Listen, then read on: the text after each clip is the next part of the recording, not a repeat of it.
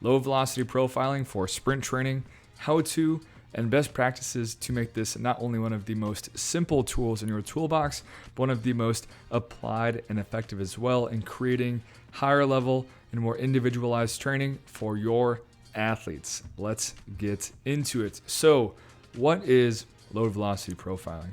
It is simply just assessing how load affects an athlete's sprint velocity.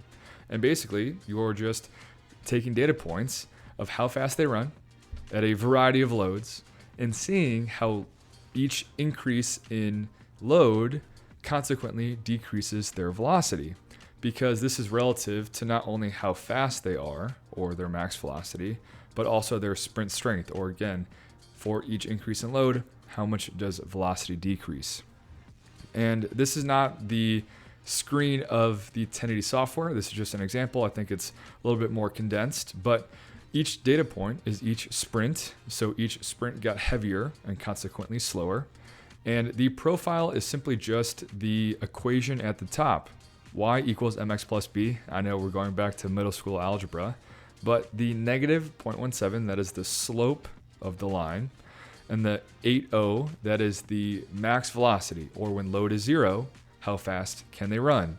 Basically, if you were to extend the line to the y-intercept, what would that velocity be? And then r squared is just how well does the line fit the data points, or how true was your profile. And that's really all it comes down to. And what is the point? The point is to individualize resisted sprints for your athletes with velocity decrements, because every athlete has their own load velocity profile, right? Every athlete has their own speed and their own skill or strength at running against load, regardless of their training age, regardless of what position they play, regardless of how much they weigh, right? Every athlete has their own load velocity profile. But consequently, there's no more guessing when picking loads, because velocity decrements, which is for a different video, is how you individualize training, right? It's saying, I want this specific adaptation. This is the velocity decrement I need. And then the load velocity profile tells you how much load to put on the machine. And then just on this screen here, we have the percent velocity decrements, or how much slower the load makes you. So a 10% velocity decrement would be sprinting at 90% of your best speed. You have the load that it would take to achieve that, and then consequently what velocity you're shooting for. So this chart is individual to every single athlete. So how to collect a load velocity profile? Well, it's a combination of what distances and what loads to pick, and then how many sprints to pick as well. So for the distance, it is just as long as it takes to reach the max velocity at that load, plus a little bit. I'll explain. So to truly have a load velocity profile, you need the fastest velocity at that load. So the lighter runs need longer distances, the medium runs need a little bit less, and the heavier runs need even less distance, right? And then those are consequently 3 really good loads, light, medium, heavy, and I'll explain how to pick that next. And you just need enough sprints to get a really good R squared, or to make sure that the line really actually fits the data points. And we found that 3 is plenty to get a really good R squared. So all it takes is 3 sprints to get a good, really good load velocity profile. So for picking the loads, right? Or we'll start with distance. 30 yards for most athletes is enough to reach their max velocity, especially with a little bit of load on them. And then just a very simple 5-yard decrease in distance for every kind of jump in load. Very, very general rule of thumb.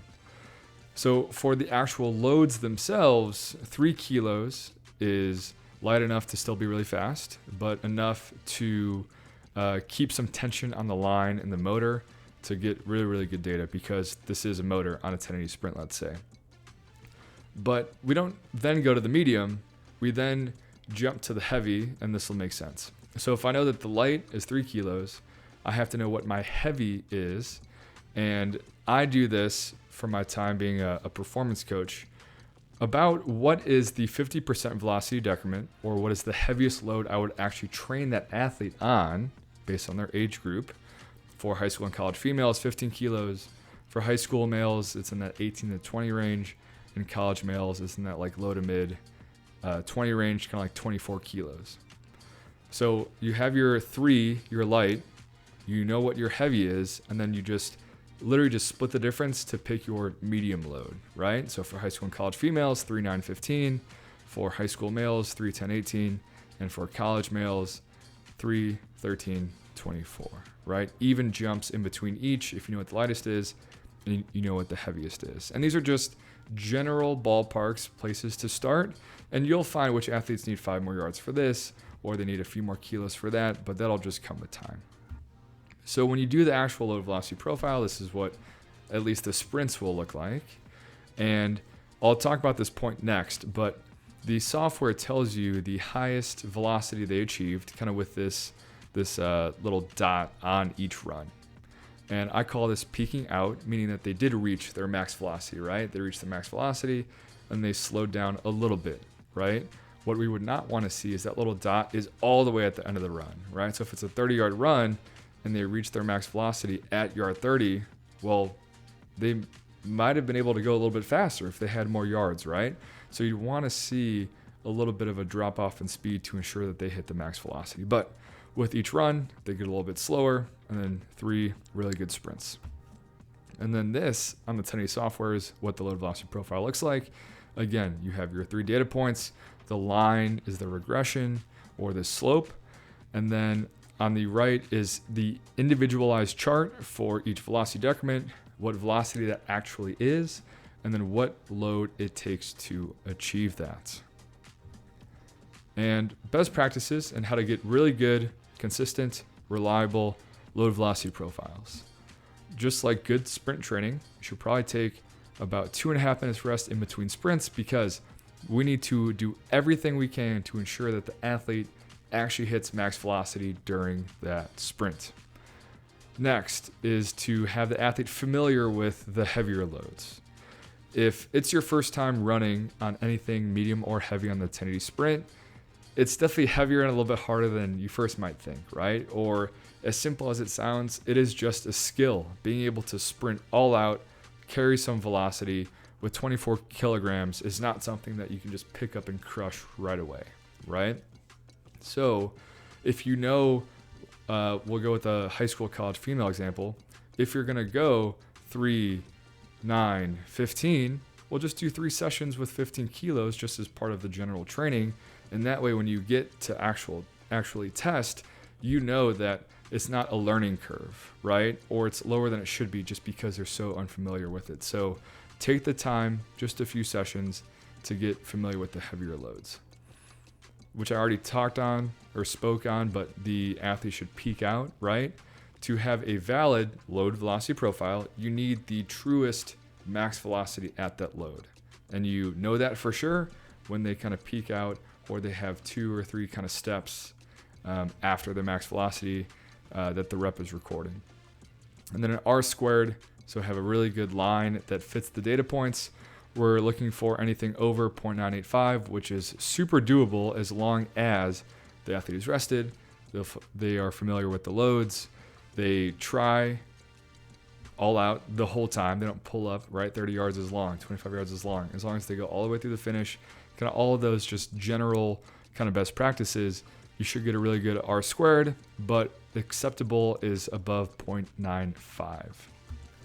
And one of the more common exceptions that comes up is, well, what if I don't have enough distance in my facility to do the kind of light long run, 30 yards?